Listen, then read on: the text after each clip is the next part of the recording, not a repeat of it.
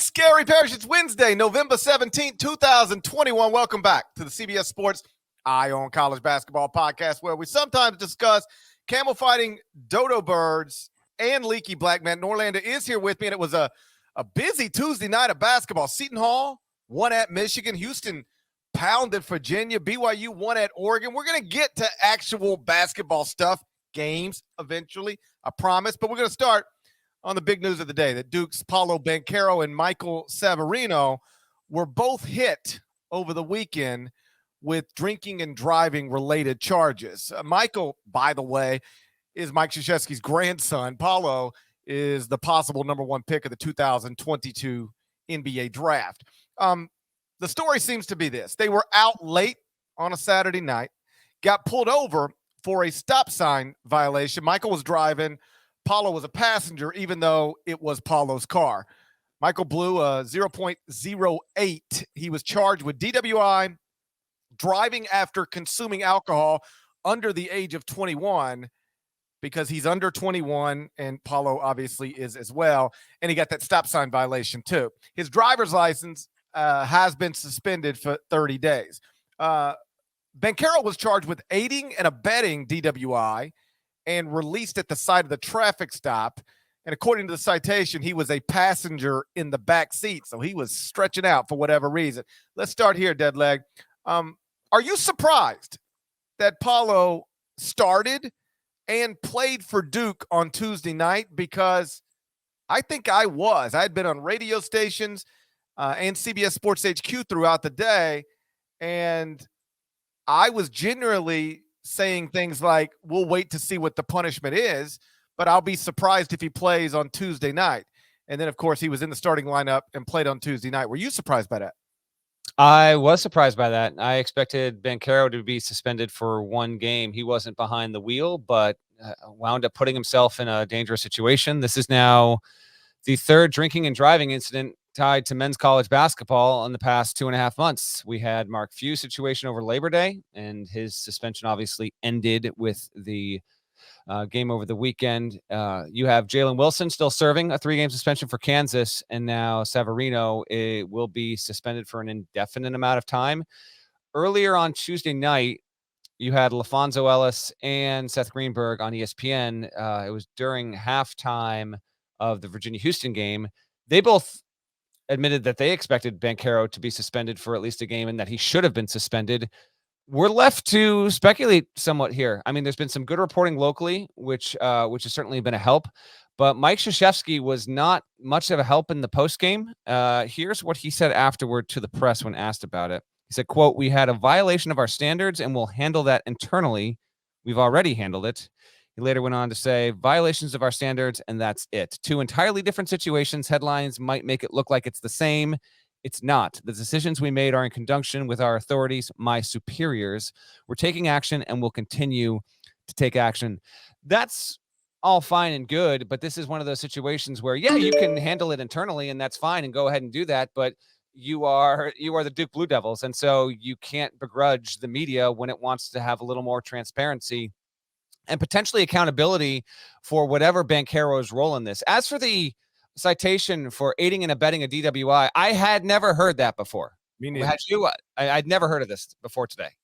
I was surprised to see that charge. I didn't know what Paolo did is technically against the law in North Carolina. For people who maybe are unfamiliar, in the state of North Carolina, aiding and abetting a DWI can be charged when a person knowingly turns over their own vehicle to someone who is impaired or fails to prevent an impaired person from getting behind the wheel. So think of it like this. If I were in the state of North Carolina and I was at the dinner with my wife and we both had a couple of drinks and we think we're fine, but we both had a couple of drinks. Let me be clear. We wouldn't do this. Like on Sunday night, we went out.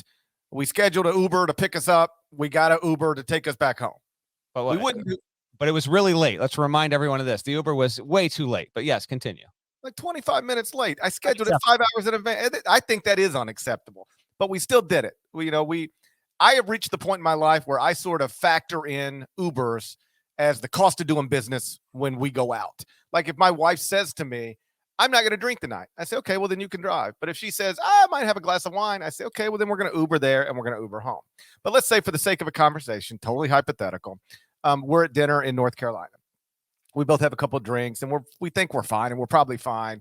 But, if we got pulled over, it might be a problem. If I said, hey, listen, I want you to drive because if you get pulled over, you're a business owner. You own your own business. You're not going to get pulled over, get a DWI, and fire yourself. You're the owner. But like if I got pulled over, I might find myself in a difficult situation with my employers. So you need to drive. If we then got pulled over and she blew above the legal limit and she was charged with DWI, technically, I am also going to get charged with a crime because I was involved. I allowed her to do that, if not encouraged her to do that.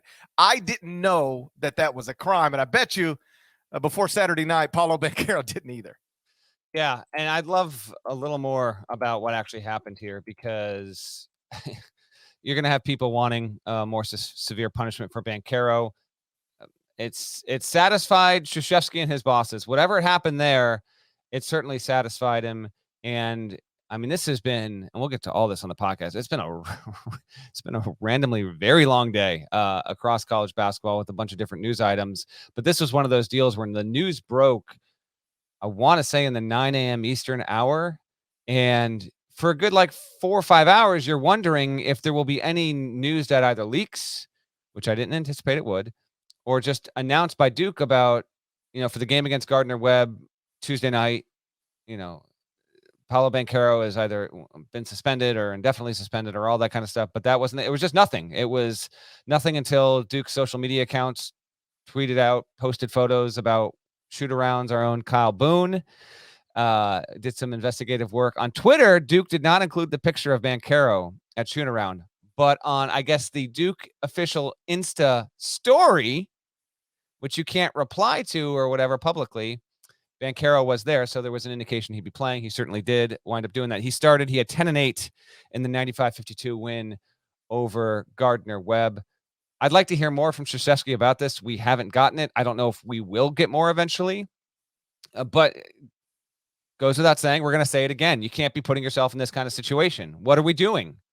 Your Mike Krzyzewski. I heard from a few different people around college basketball on Tuesday. It's like, you're Mike Krzyzewski's grandson, first of all. Your mother, your aunt works in the athletic department, is senior administration. It's his final season. You're putting yourself in this sort of situation. There was reporting locally that apparently Savarino had admitted to taking some shots. He had some bloodshot eyes. And he was driving Banchero's car. That's another element. Banchero in the back seat. I want to give credit to Sarah Kruger, who did some gumshoe reporting here. And she said the documents state the car was Banchero's and that Banchero was sitting in the back seat. Highway Patrol tells me they were the only two in the vehicle. She goes on to say, court docs list Banchero's address as a Leesburg Road address in Roxborough, which I found is a business, DreamWorks Motorsports. I called and spoke with the owner who told me she knows, quote, quite a few, end quote, Duke basketball players, and she, quote, doesn't have any comment, end quote. DreamWorks Motorsports. Don't know why that's the official address tied to Paolo Banchero.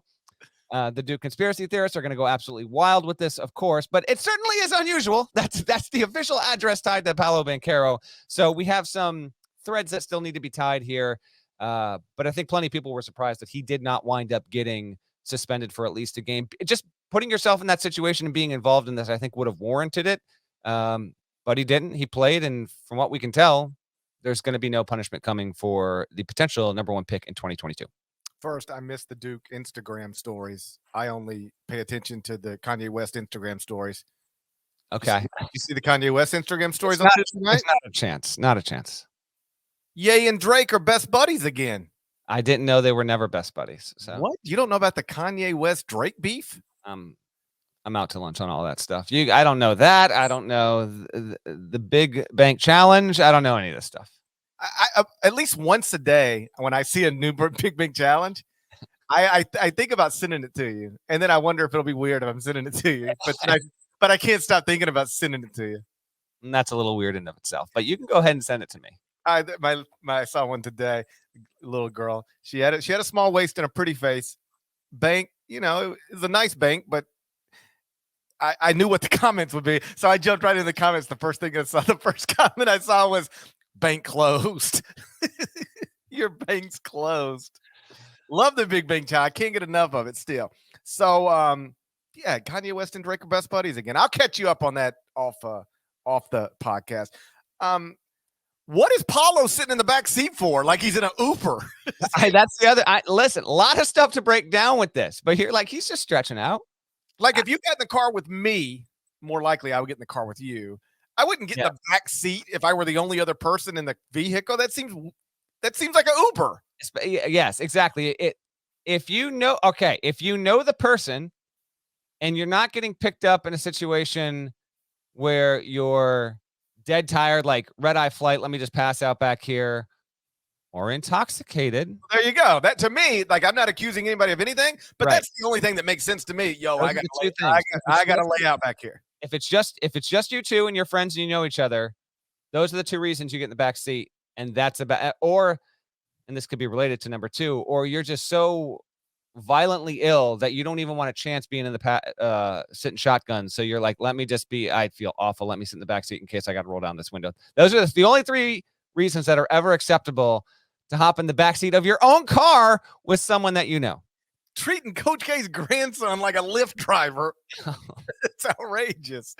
I was hoping we were going to find out that it was Severino driving, Paolo in the back seat with a contestant in the Big Bang Challenge. Okay. That would have been the story I wanted to read. The podcast cycle there. By the way, we can sort of connect some dots here. Severino's clearly been drinking. He admits to it. He blew a 0.08. There's no way you turn your keys over to that guy unless you can't drive. So at the very least, I think you can reasonably assume Paolo Banchero was out after 1 a.m. during the opening weekend of the season, underage drinking. I mean, listen, I love Paolo. That's got to be a suspension. Yeah, I don't quite understand how it's not. And, Krzyzewski leaves us here to our own presumptions and devices because he didn't reveal anymore. It's internal. Okay, if that's going to happen, then you're going to be subject to, assumptions and criticisms over it. If he's willing to play him because he doesn't believe Banchero violated whatever standards he set within his program, then do a better job at explaining it. That's all. I don't think we're asking too much from that. And by deflecting, you only create more of an issue there. And by the way, we don't know the terms of Severino, who was a walk-on and I guess earned a scholarship, if you want to call it that, for the upcoming season. That still hasn't been revealed either. Perhaps there will be more coming from Duke. We're recording late Tuesday night into Wednesday morning here, and maybe Wednesday or Thursday will bring more, but there's no promise of that. Duke is also ripe for any kind of gossip chatter, criticism, ribbing with all this, given the history of some of the suspensions or lack thereof at the program. So when you have situations like this, we're a week into the season, by the way. It was a week ago tonight. We were talking after Champions Classic and how good Banchero looked. And it's just, this will probably be a distant memory within a month's time. I get all that, but like, this is how we're starting off Coach K's farewell tour, if we want to call it that, with this kind of stuff. It's not good news at all. And get the house in order here, because there's no guarantee, as we'll talk about with some teams here. There's no guarantee that Duke's not granted this right of being a number 1, 2, 3, 4 seed this season just because it might have the number 1 pick in the draft. Like, things can get in the way here, and these still are college kids. So button it up down there in Durham. And the other thing I noticed just from like reading the postgame comments is Mike set up a little bit of a straw man argument. He's like, it's not the same thing. It's essentially saying what Michael did is not the same thing as what Paolo did. And okay, nobody said it was the same thing.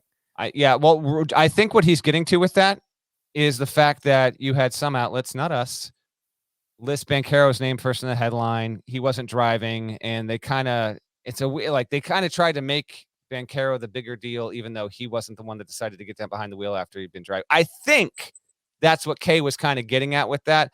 But at the same time, it's Paolo Banchero, and he was cited for this. He has to go to court in December when all this happens. Continue. Yeah, and the other thing, and listen, I don't think if we held the NBA draft tonight and I'm in charge of the franchise picking first, I'm still taking Paolo Banchero. I do think it's disappointing. And let me stop for a second.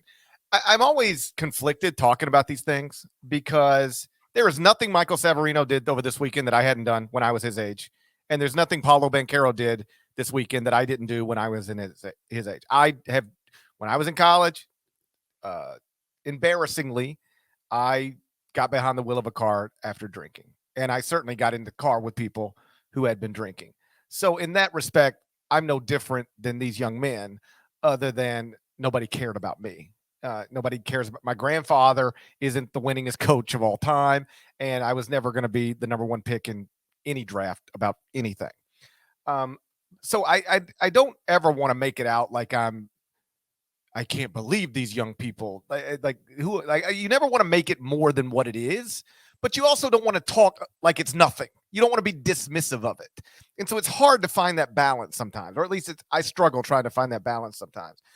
So when I say things like it's disappointing, I don't mean it like shame on you, young man. I just mean it like, if you're Paolo Banchero, you're worth hundreds of millions of dollars, probably.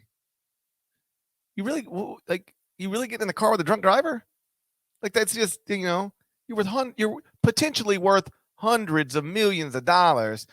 And just a few weeks ago, we watched a professional football player ruin his life, probably end his career, and kill another person based on a bad decision that's not too far different from this decision.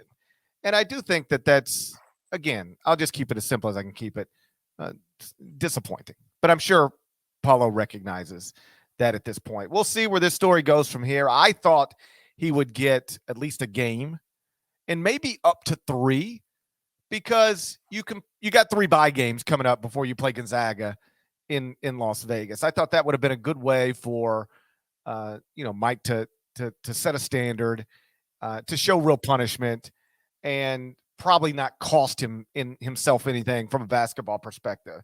But instead, and it's his program, he decided that whatever punishment will be handled internally. So Paolo Banchero was in the starting lineup Tuesday night, and presumably will be every other game the rest of this season, barring injury, of course. Let's move to basketball stuff. So the biggest surprise of Monday night was Illinois losing at Marquette. The biggest surprise of Tuesday night is probably Michigan losing at home to Seton Hall. We'll get into both of those games next. But first, check this out. So the biggest surprise on Monday night was Illinois losing at Marquette. That was followed on Tuesday night, Michigan losing at home to Seton Hall. Deadleg, I know what happened to Illinois.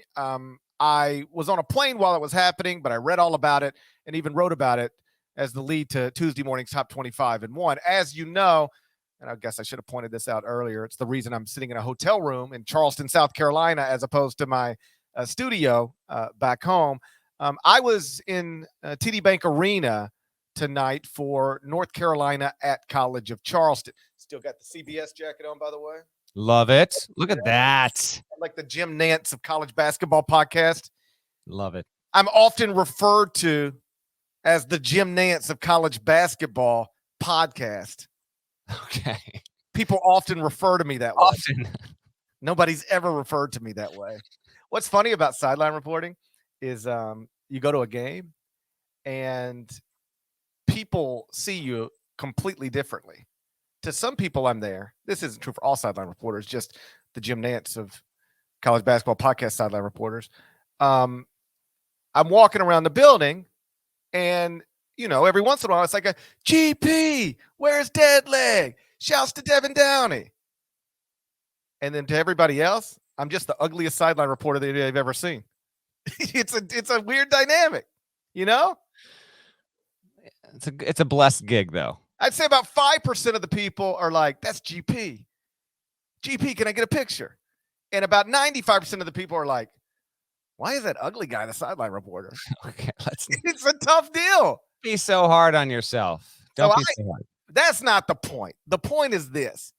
I didn't see anything really that happened on Tuesday night other than North Carolina and College of Charleston. We'll get to that in a minute. But obviously the big result was Michigan losing at home to Seton Hall. That's a nightmare for the top 25 and 1, by the way. And you haven't even started that, by the way. Just an absolute nightmare for the top 25 and 1. If I can be completely transparent, as that game was going down the stretch, our producer Kanata Edwards texted me and was like, man, we got way too load of a podcast for Tuesday night right now, and a Michigan loss would not improve things. And I said, that's right. We would not be opposed to a Michigan win at this stage of the evening, and it did not go that way. So we'll go with that game first. We got the little chyron down below, and then I'll get to what happened with Illinois and Marquette on Tuesday night. My CBS Sports app alerted me to the fact that on this little push alert, Seton Hall defeats Michigan, the Pirates' first non-conference road win ever over a top 5 team. Great on the Hall for that. That's good stuff. We love to see it. And in fact, it was Seton Hall's, this is shouts to Tyler Calvaruso. He tweeted, it's Seton Hall's biggest roadkill. I like that, since it took down 4th-ranked Syracuse. So the highest win over a ranked team, regardless of venue, for the Hall since 2000. Credit to Bryce Aiken. He was wonderful. Seton Hall's defense was fantastic. I know Michigan fans watching this and listening to this podcast, you're going to be supremely frustrated with some of the officiating. I don't want to hear it. You're the 4th-ranked team in America. You're at home. You win that game. Didn't get it done. There were some big foul shots made at the end by Bryce, which I thought were pretty big overall. And, man, Eli Brooks missed a runner with 16 seconds to go. Dickinson was just out of position for the rebound. Ike Obiagu got the board. Aiken went 1 or 2 at the line. And then Michigan had a chance to send it to OT. Jared Roden fouled Terrence Williams on a pump fake from like just inside the 3-point line. He missed the first foul shot, banked in the second. That was it. And this is the first top 5 team to lose this season. Michigan's the first top 20 team to lose on its home floor to an unranked opponent this season. The Big East is now 4-0 in the Gavitt games. 4-0. Real quick recap on what we're looking at here with this. Seton Hall, 67-65. We'll get to Marquette, Illinois. Providence won against Wisconsin, 63-58. And then earlier on Tuesday night, Creighton won 77-69 over Nebraska. Just a quick note on that. Nebraska's not that good. It lost Trey McGowan's, its best player, to a broken foot. Things get worse for Nebraska. Big East 4-0 in the Gavitt games. There are 4 more to go. Michigan State, Butler, St. John's, Indiana, Ohio State, Xavier, Rutgers at DePaul. It's not unthinkable that the Big Ten could even this, but no one thought the Big East would be 4-0. In fact, as I look at that, at least 3 of those Big East teams were dogs in those games. So I know you didn't see any of the game, GP, because you were on duty, which we'll get to with UNC and Charleston in just a few here. But hell of a win for the Big East. The Big Ten, how about this? Is yet to, now we're only 8 nights into the season. I get this. Big Ten doesn't have a win yet over a power conference program as a league. Yet to win a game over, an NCAA tournament worthy kind of team. Relatively surprising. Michigan loses at home. As you said, it's a disaster. It's a disaster. It's a disaster for the top 25-1. And listeners and viewers, let me explain to you why. We still have probably at least 25 more minutes to go on this podcast. Parrish is going to have to fly home in the morning. Before he does that, he has to file that top 25-1 so it's fresh for thousands upon thousands of eager eyes. And he's got to figure out where the hell to put Michigan after it loses at home to an unranked Seton Hall team who, by nature of GP's daily rankings, the only reliable ones in the sport, I can promise you Seton Hall will be ranked when you wake up and read those rankings on Wednesday morning. So stressed out. I swear to you, I didn't even know that Michigan lost the game until I got back to my hotel and sat down. Because I rode back to the hotel with Rich Waltz and Steve Lapis. And so, you don't get on your phone then. You're talking and telling stories and telling everybody how much you enjoyed the night. And I got back to my hotel here, and I turned my computer back on, and I was just making some final notes for the podcast, and I saw the score. And I went just like this. I went, it's just, the top 25-1 is so much easier when nothing stupid happens, especially so early in the season. Because when it happens late in the season, there are other results to offset stuff. But how do you handle Seton Hall being undefeated with a win at Michigan? How do you handle Seton Hall in the top 25-1 and Michigan in the top 25-1? Because here's the truth. Michigan's probably the better team and probably will be the better team. But if you rank Michigan ahead of Seton Hall tomorrow, people it's over for you if you do that. People are like, did you watch the game last night? I'm like, you'll be like, no. No, I didn't watch the game last night. I was in an arena. You actually, I'm now pleading with you to please rank Michigan ahead of Seton Hall in the top 25-1. Tweet it out.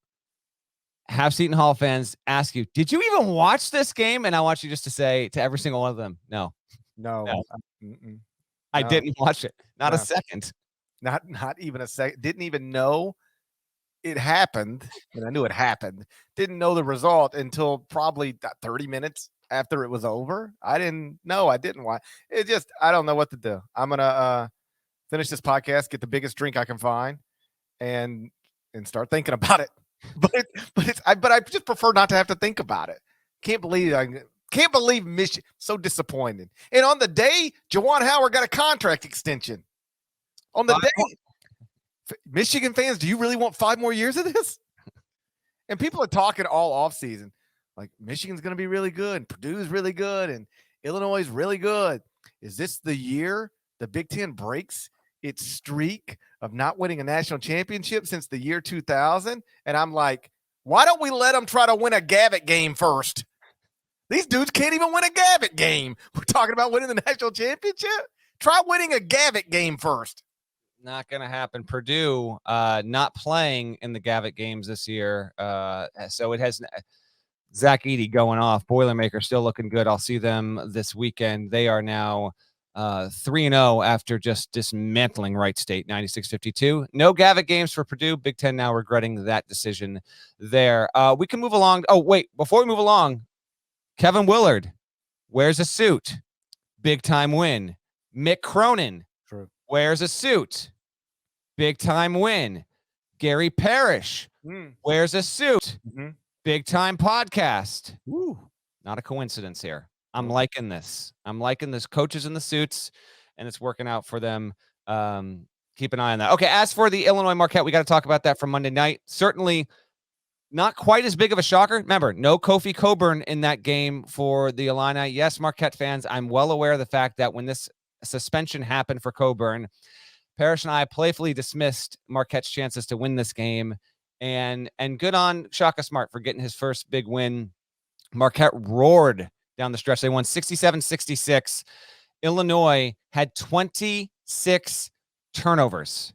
Can't have it. And Andre Curbelo was straight up terrible, frankly. And I know you weren't able to watch this game either. He looked like a guy who heard all the chatter and read all his press clippings in the offseason. Like bad passes, tried to do way too much, and they can't have that again. It was real bad. He was 4 of 18 from the floor, finished with 11 points. Again, 7 turnovers, 4 fouls. He wasn't the only reason Illinois lost. He was the primary reason, without a doubt. And there were some big lost opportunities. I mean, Illinois gacked it away down the stretch. They were outscored in the final few minutes, final stretch, 8-9 minutes, 21-8 by Marquette. Shaka Smart got a great game out of Maryland transfer Daryl Morcell, who's looked like one of the better players in America through the first, 3-4 games of the season. He had 21 points, shot well from the field, 5 boards. A nice effort overall. Justin Lewis had a good game. Kuath had a nice little effort there. Tyler Kolek had 12 points, including a big play down the stretch there. So, again, for the Big East, good gains. For Illinois, a missed opportunity. Illinois should have won, but Marquette gets the win. Again, Big East, 4-0, Gavitt games. Illinois dropped. I saw you dropped them earlier. You can see the stats here, obviously, if you're watching the podcast on YouTube, and we shout out to all the viewers.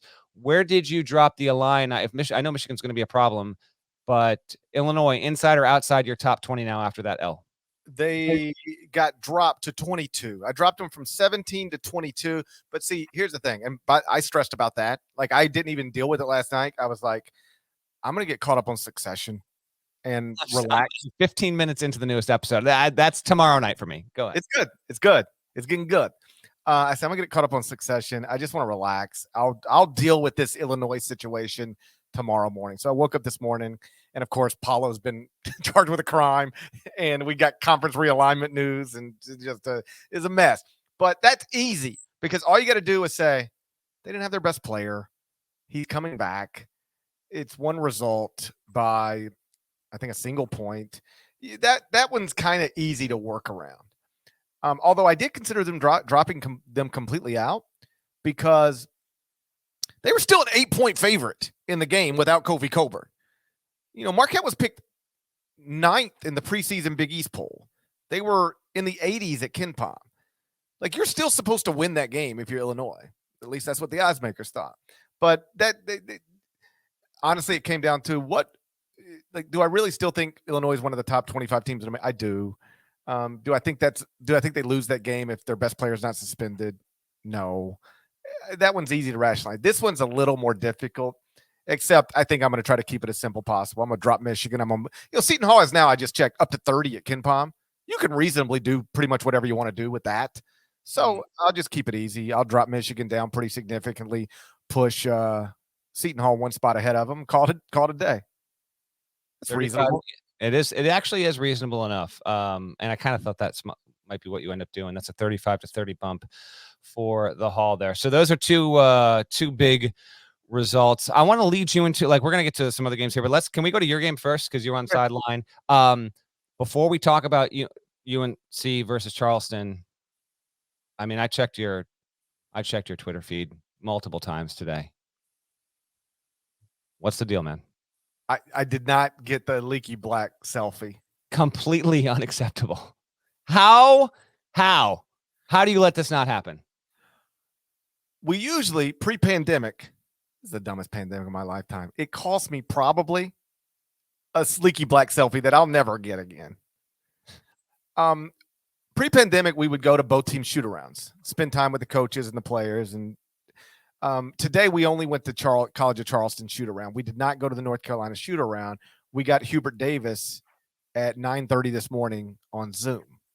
So that's the way my day started, looking at the Paulo News and then talking to Hubert Davis. So we didn't go to Carolina shoot-around. I never had a proper opportunity to ask Leaky Black for a selfie, but I was very close to Leaky. I was as close as I've ever been to Leaky Black multiple times tonight, while sort of hanging around UNC huddles during the game, so that I could come back as a sideline reporter and say, "So I was just inside UNC's huddle." That's a big sideline reporter move. Anytime you can say you were in the huddle. So I was really close to Leaky Black, and I almost snapped a selfie of me, but with Leaky Black in the background. I so wish you had done this. I just didn't. Missed opportunity. I'm already regretting it. And sometimes in life, there are these moments that pass and you regret them forever. And I feel like today is one of those days for me. It's been a long day for my buddy, and I'm going to pay him a compliment here that he doesn't know that's coming. But one of Parrish's best attributes as someone who works in media is, if you watch the Carolina Charleston game and you listen to him do his job there, and you watch him on CBS Sports Network and you listen to him do his job there, and then you listen to this podcast and you listen to him do his job here, and if you read his writing and you listen to or read the way he does that, he handles these roles very, very well. Parrish is extremely good at the sideline reporter gig. So you did a wonderful job, in all honesty, with that tonight. You took us inside the Charleston huddle with Pat Kelsey and explained why a certain play went the way it did coming out of a timeout. So you did a very, very good job there. And I won't put you on the spot and ask you to respond to these compliments, but I genuinely mean it. That was awesome, and you were totally in midseason form as you got back on the sideline there. So with that being said, Carolina wins 94-83, beats Charleston. By the way, UNC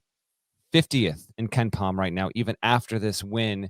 Charleston was threatening for a little bit, so there's not too much to take away from this. I thought Armando Bacot was terrific. Nada actually texted me during this game, and he said, "You know what? If Roy's coaching this game a year ago, running more bigs, he's like, I don't think UNC wins." I kind of agree with him on that. Leaky Black had a good game. What were your impressions sitting there sideline, up close and personal, with what you saw with UNC able to pull away late? First off, environment, amazing. It's 5,000 seats in this arena.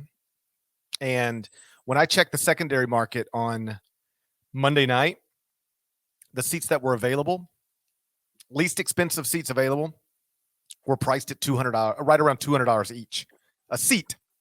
Pretty good. When I checked again on Tuesday afternoon, nothing was available. I went to multiple secondary markets.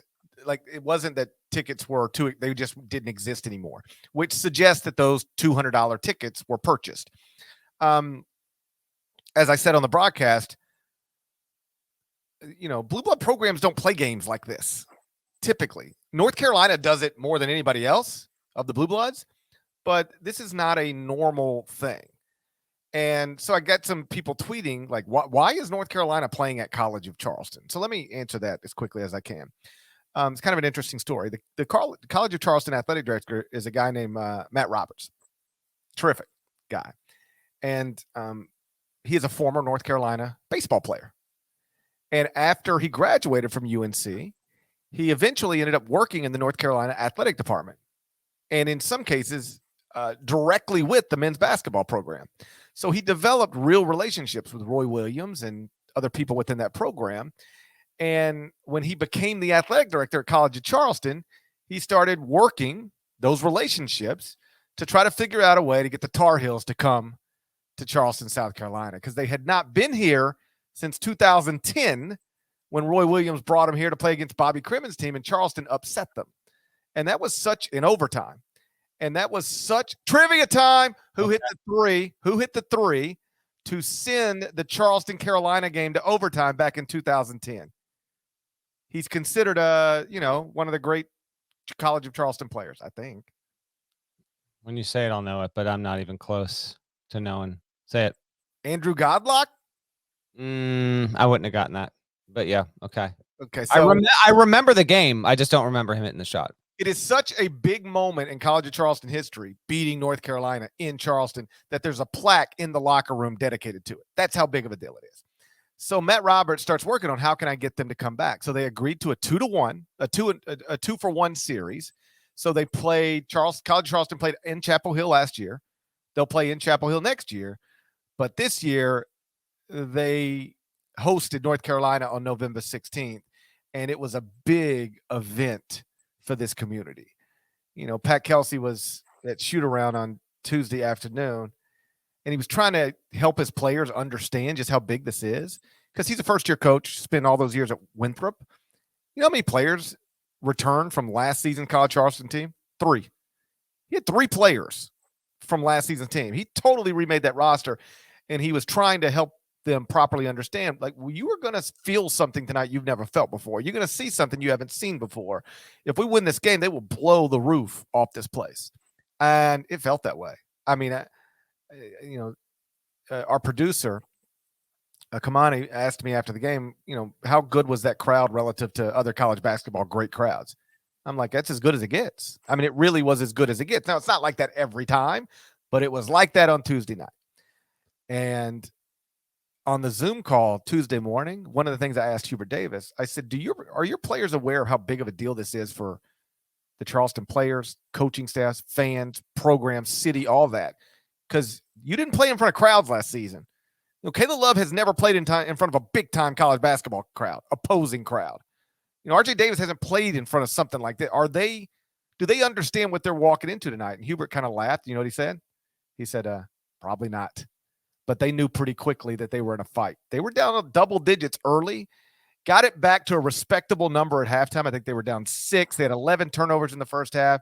I talked to Hubert at halftime. He said, we just got to stop turning the ball over, and seemed to suggest if we can do that, we'll be fine. And then they stopped turning it over. Caleb Love was good. Armando Bacot, career high, 24 points, I believe. And they pulled away and won comfortably at the end. But on one hand, North Carolina is 3-0 with a win in a true road environment that was hostile. That sounds good. The flip side is North Carolina has terrible computer numbers, isn't really guarding anybody, and they've been in 2 fights with mid-majors, First Brown and College of Charleston. That might be a little concerning.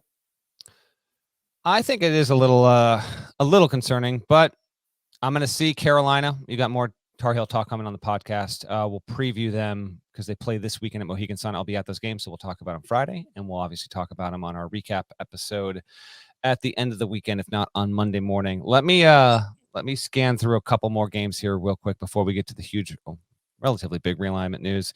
Houston demolished. We got a couple of just creamings we have to talk about here. As you can see on your screen, if you're watching on YouTube, Houston wins by 20 over Virginia, has now won 28 straight home games. Houston started the game on an 8-0 run. Parrish, you missed nothing. The game was boring. It wasn't even close. Houston's defense looked awesome. A Virginia game was not boring. That's crazy to think about. A Virginia game was boring? What are you talking about? Here's a little note. Virginia's 3-4 all-time against Houston in the series that dates back to December 16th, 1982, when the team squared off in Tokyo, Japan. What do we got to do to get a college hoops game in Tokyo these days? That's like something that genuinely fascinates me. I know it was Ralph Sampson. So Ralph Sampson was on the team, but like he was taking Virginia hoops global in 1982. When's the last time we had a game in Tokyo? A neutral court in Tokyo. Georgia Tech went to China a few years ago. I remember that. So did UCLA. It didn't work out so well. They stole everything. Did not work out so well. UCLA players went and committed burglary. I had to be rescued. How crazy you got to be go to China and start burgling? Is that a word? Burgling? Yeah, burgling. Yeah. That's a funny word. That's a funny sounding word. It is, but I like it. Nobody ever uses it. You hear about so-and-so, he's doing 2 years. What did he do? He burgled. He burgled? Houston looks good. We'll see him next against Butler in the Maui tournament on Monday, which, by the way, is in Vegas this season. So I figure we'll mix in a little Maui talk once we get to our first pod of next week. As for Virginia, 1 and 2, I talked about it on the pod. I wrote about it on the site. Virginia fans got chesty and sensitive over this when I said this could be the least talented team Tony's had in almost a decade. That's looking like it might be the case. So maybe this is the wake-up call that Virginia fans needed. I'm going to shout out to our friend Bart Torvik, listener of the podcast. He tweeted this out earlier. He said, per his BartTorvik.com, which is awesome. It's like a wonderful cousin to KenPom. You hear us talk about KenPom. Torvik's site is equally as indispensable. He said 2 of Virginia's 6 worst performances, according to his game scores, of the last 10 seasons. So 2 of the worst 6 of the last 10 seasons have happened in their first 3 games of the season. The other one was the loss to Navy. So not ideal whatsoever for Virginia there. We'll see if listen, do I think Tony can get this thing right? Yes. Going to take some time. It could be a top 5 team in the ACC. Just doesn't look like it right now. So I don't know what you have to add from this. You didn't see the game, but I just wanted to give it a quick minute here and at least acknowledge what Houston was able to do, because it was impressive by Kelvin Sampson and his team. I've mentioned this recently after Virginia lost to Navy. When we did the ACC preview, I made a point that the roster would not be ranked. And this is coming from somebody who ranked Virginia in the preseason. Like, I think I had them 25 or 26, but I had them. And I said that's giving Tony benefit of the doubt. And he deserves it. He's amazing. But the roster, you give that roster to anybody else, put any other uniforms on them, and nobody's even considering ranking them in the preseason. And now they're 1 and 2 with a loss to Navy. And by the way, that's a Navy team that got blasted by Virginia Tech on its home court. Mm-hmm. And now they just got blown out by Houston. Like, they might just not be good. And Tony can maybe make them respectable, and they'll beat somebody here and they'll beat somebody there, but they might just not be good because the roster is, when you got the roster, I'll just keep it simple. The roster is not that good. And I don't care how great of a coach you are when your roster is not that good. And by the way, that's your responsibility to not find yourself in that situation. But when the roster is not that good, you're pretty limited in what you can do. The other result of note we should talk about, because holy crap, BYU 81, Oregon 49 at the Phil Knight Invitational. That's a top 15 ranked Oregon team. Hold on one second. I got some Mark Pope post game. Mark, what do you think about that game? Unbelievable! Woo! Crazy. I'm loving that drop, man. I'm loving that we get to use it right after this. I'm going to cite some more of our buds here. Jeff Borzello via ESPN Stats and Info said BYU is the first unranked team to beat a top 15 team away from home by 30-plus points since November of 93 when UConn did it against Virginia. Let me say that again. BYU, first unranked team to beat a top 15 team by 30-plus away from home since 93. I got one more stat to throw at you, but as we're talking about your top 25 and 1, you have to rank BYU. That's another thing. Like, after they do this. Oh, yeah. The BYU is 100% going to be ranked. I'm starting to feel sorry for Florida. The Gators snuck in there at number 26. They're going to get bumped right out. Gotta. I've got to add BYU and I've got to add Seton Hall. And I can get rid of Oregon. Like, that should just be a rule. If you lose by 30, you can't be ranked anymore. Yeah, like that's embarrassing. And they didn't play well whatsoever. Only player in double figures was Eric Williams, who had 12. You ready for the stat line? Alex Barcelo. He's great. Dude, I like, it's not even a joke. I was pushing for this guy to be in our top 50, our top 101 players, and you, Cobb and Boone, we're not having it. He just wasn't on your list high. I'm telling you, I had this early, and you didn't want to listen. He's the new Nate Walters. This dude tonight, you can see the box score on the screen right now if you're watching on YouTube. He had 25 points on 9 of 11 shooting, including 4 of 6 from 3, didn't miss a foul shot, 2 boards, 2 assists, no turnovers, no fouls. He's awesome. BYU was awesome.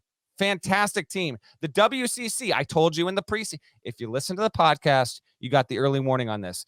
The WCC, I mentioned how the Big Ten doesn't have a win over a power conference team yet. WCC has the Gonzaga win over Texas, which was impressive and dominant. BYU's now knocked off Oregon and won a good game at home over San Diego State. Santa Clara has beaten Nevada, which was considered a potential top 3 team in the Mountain West, and knocked off Stanford. San Diego has also knocked off Nevada, so maybe we need to recalibrate our thoughts on Nevada. And San Francisco, a preseason top 35 team at KenPom, has started off beautifully. It's now up to, as we record, 32. It has wins over Davidson, Samford, and who's next for San Francisco on Thursday? None other than Nevada. Nevada can't catch a break, my man. They've lost to San Diego, Santa Clara, and now they got San Francisco coming. So credit to the WCC, which is off to a really wonderful start. BYU's right there in the mix. Oregon, whatever, we'll see what can come of it with them. But Mark Pope is getting it done in a big way. That's the last season. They were finished the season 20th at KenPom. They wound up losing to UCLA and kind of getting knocked off. It was actually a pretty quality team.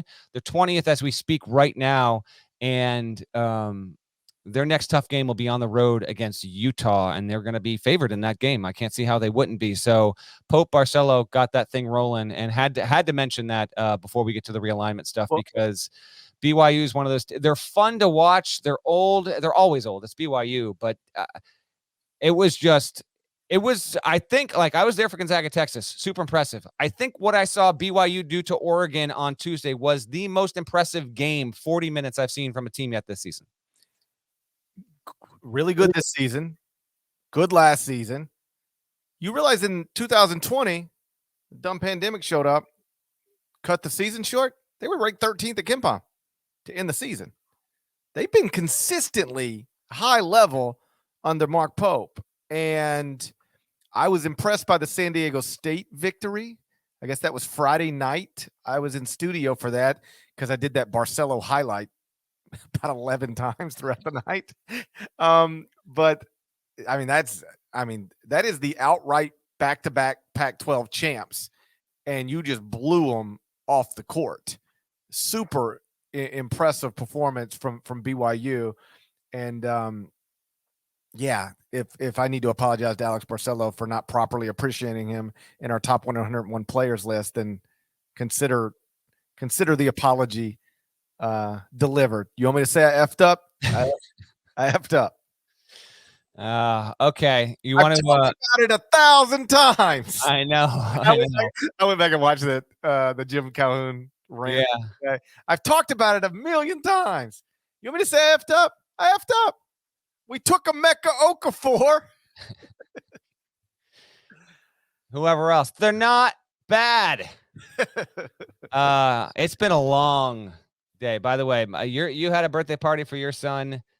Today, my older son turned 6. So amid all this craziness, we'll wrap up with conference realignment. I'm like, I'm going out I'm getting balloons. I don't know if the Banchero stuff's ever coming down to hop on HQ. Wife's like, I got a meeting. You need to go pick up the pizza. It's been a day, GP. And a lot of it kind of behind the scenes was what we're going to talk about here to wrap up the pod. You can go ahead and tee it up with conference realignment. One thing is for sure happening, and then I'll have some news that's kind of adjacent to it. But Loyola Chicago, Parrish, became official this afternoon. Loyola Chicago is leaving the Missouri Valley Conference to join the Atlantic 10. And this is something we were working on all day long. While I was in shoot around and Zoom calls and doing HQ about Paolo Banchero. This was like all getting final. It was finalized, but it was like we were working on getting everything ready to go. All day long and dealing with a lot of phone calls and a lot of text messages. So yeah, this has been a busy second Tuesday of the season, and I think it's undeniably a great move by the Atlantic 10. You add the Chicago market, and I'm not trying to pretend that Loyola Chicago is the Cubs or the Bears in the Chicago market, but you get the Chicago market. It's a program that was in the 2018 Final Four, was in the Sweet 16 last season, and as of earlier today, this was true. I'll double check it now to make sure it remains true. Loyola Chicago is 33rd at KenPom. That is 2 spots ahead of St. Bonaventure and also ahead of every other Atlantic 10 member. So you are adding a basketball program that is, in this moment, a better team, according to at least one computer formula, than any current member you got. And that's great for the A-10. And for Loyola Chicago, you finally, you get into a multi-bid league. And I know that was one of the real listen, you're probably leaving Loyola Chicago for Oklahoma no matter what. Mm-hmm. But I know that Porter Moser is really close with John Gallagher at Hartford. They're like probably on a group text right now. And I know John had said publicly, and it's the only reason I'm repeating it, had said publicly many times, the nature of the one bid league is probably going to be the reason, or at least among the reasons, Porter leaves Loyola Chicago someday. He would say this before Porter left because he's got obviously good teams. Computer number's great. If you lose the wrong game at the end of the season, you might not get in the NCAA tournament. And that's a hard way to live. And Porter had already turned down jobs or declined to pursue jobs in multi-bid leagues to remain in what was largely the MVC, usually, not always, but usually a one-bid league. And now the year after, really just several months after Porter Moser leaves Loyola Chicago, Drew Valentine will soon be coaching next year in Loyola Chicago in a multi-bid league. And that's a good thing for the Ramblers. It's a good thing for Sister Jean. I'm not convinced this is going to be a good thing for Loyola Chicago big picture. Maybe it will be, but in having conversations about this today, as it was heading toward it, then it gets announced. And then afterward, a couple people say, what are they trading in for? They're going to get more money as an institution. They're going to be in a better league. But are they going to be in a position? And so a lot of this will be how good Drew is. We don't know. They're off to a nice start. In Loyola Chicago's first game of the season, Drew Valentine coached a Loyola Chicago team that hit more threes in a single game than it ever had done in program history. So they're off to a plenty nice start, and they're highly rated, and we'll see. If he's the guy, then maybe they can navigate into the Atlantic 10. And I think the fair objective goal for Loyola Chicago when you make a move like this into what's now going to be a 15-team league, and I'll get to that in a second, is you want to be maintaining a status in the top 6. I think that's fair. Top 6 of the top 15. You're in the top 40% of that league. Okay. There's no guarantee that'll happen. I'll remind people that Loyola Chicago joined the Valley in 2013. Okay. Before that, they were in the Horizon. And the 2 years before they joined the Valley, they were combined 6-28 in league play. 7-23 2 years before they did that. Porter Moser's first 2 seasons there. So that, he was taking over a little bit of a rebuild, but they weren't a great program. And there was some skepticism when they joined the Valley if they'd be able to be, anything better than a middle of the pack kind of program. Porter made them that, and the A-10 is capitalized in many ways. I was able to visit that campus for the first time this summer. I went to a buddy's wedding in Chicago, and when I walked around with Drew, I was saying, listen, man, I know like you just made a Final Four and are coming off a Sweet 16 appearance. And so a lot of this stuff has like been upgraded. They have a facility that's, I think, is less than 2 years old. It's awesome, right? But as I'm walking around, I'm like, you're in Chicago, you're right on the lake. I'm like, I don't understand how Loyola Chicago has not been a significant mid-major power like dating back to the 80s and 90s. There's so many advantages there. So I think a lot of that will play into what they do in the A-10. But when it was in the horizon, under Ken Burmeister, Larry Farmer, Jim Whitesell, there weren't NCAA tournament appearances there. So they are leaving a very good situation for one that might not suit them better long-term. Agree or disagree? I mean, as always, we'll see. But how about this? I don't know how it'll turn out. I don't think you can turn down the opportunity. It's hard to turn down this opportunity. You're absolutely right about that. Now, the league is going to stay. Parrish and I both talk with sources on this. We're told the A-10 is staying at 15 teams. So in doing this, until the SEC bloats to 16, the A-10 will tie the ACC to have the largest inventory of schools at 15 apiece there. Obviously, when we get word that this is going to be happening, the curiosity is, okay, is the A-10 doing this to kind of get ahead of things? From everything, I trust the sources I spoke to, and that's just not the case. I obviously knocked on some doors to check in with the Big East, because if the A-10 is going to lose a school, you would think it would be losing it to the Big East, but that's just not the case. I am told that the Big East is not actively pursuing and trying to add to its league the likes of St. Louis, Dayton, or VCU, which would really be the only three candidates. And St. Louis, because of its connection, frankly, as a religious institution, would be, and its facilities, it just built new stuff. It would be, Dayton would seem to be the most obvious one, but in talking to people, if it was going to be any A-10 program, St. Louis is probably the one it would be, to be in a new market, travel-wise, all that. But I'm told that's just not on the table. The Big East, if it even expands, only views Gonzaga as the school that gives it more value, more juice, brings more money to the conference. Is that ever going to happen? It's on the other side of the country.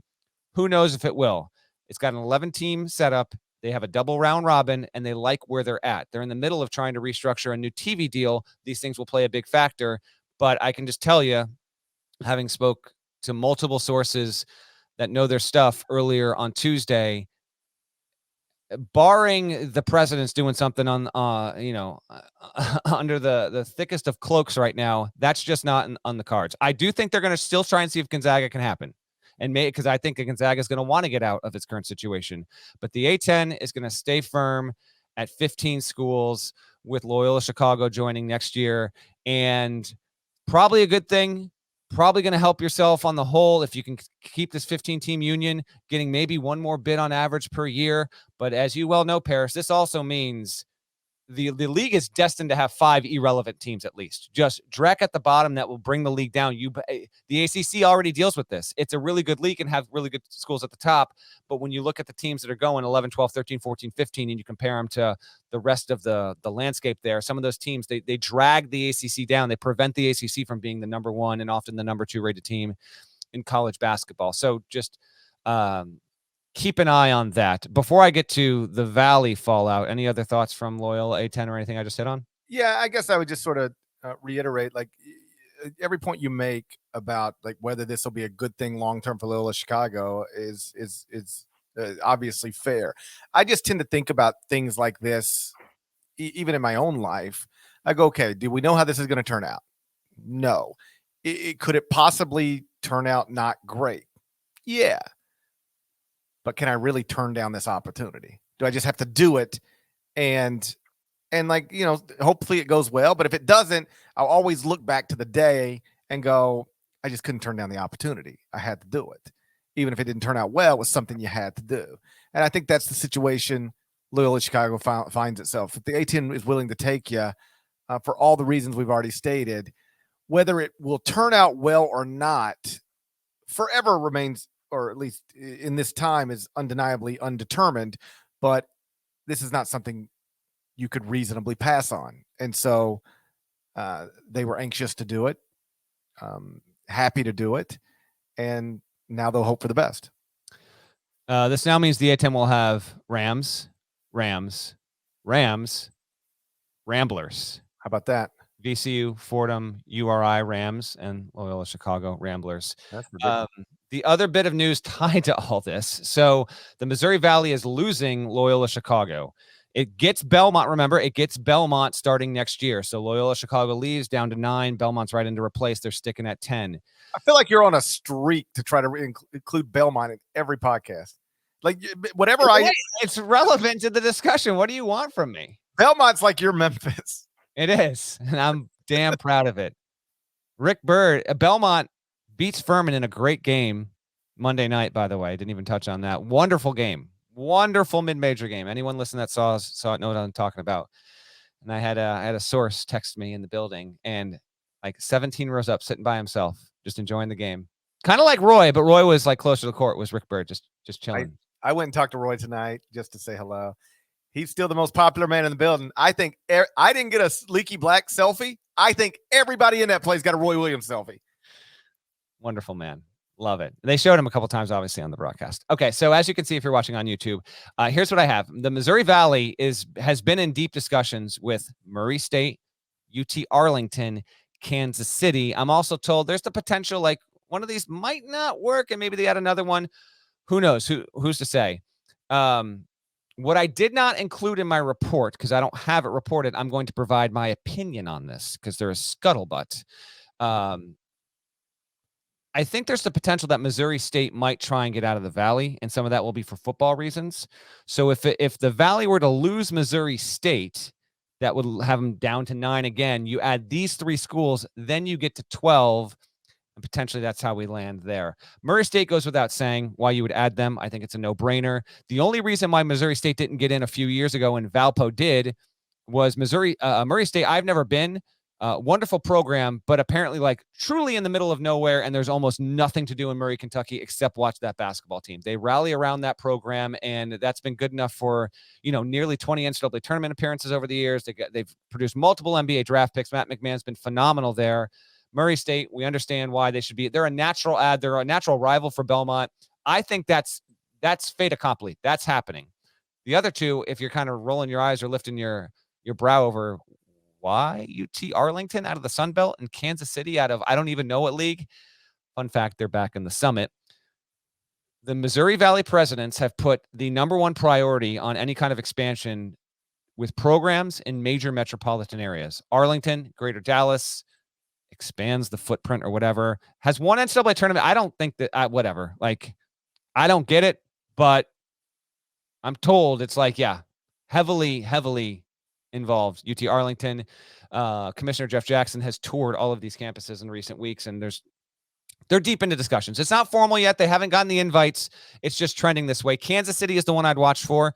Billy Donovan's actually done a really good job there early on. I think he's had more wins through 2 seasons than any coach there maybe ever, but it's been a bad program. Now, weirdly enough, it plays on a campus and has a venue, Municipal Auditorium, which doesn't even use anymore, has hosted more NCAA tournament games than any venue in history.